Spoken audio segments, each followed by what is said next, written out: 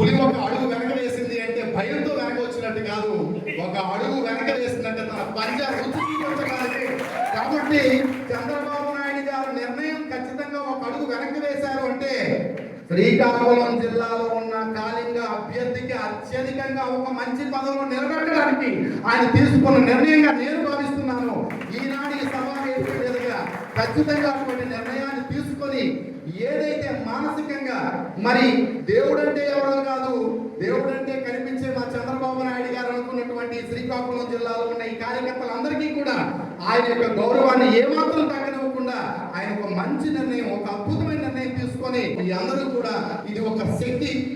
శక్తిని మనం వాళ్ళకి అందించే విధంగా ఆయన ఆలోచనలో మార్పు తీసుకొచ్చే విధంగా భగవంతుడు ఆయనకి మరి ప్రత్యేకమైనటువంటి ఆలోచన కల్పించాలని పెద్దలందరినీ కోరుకుంటూ ఖచ్చితమైనటువంటి పాజిటివ్ వైబ్రేషన్ శ్రీకాకుళం జిల్లా, అందులో ఈ సామాజిక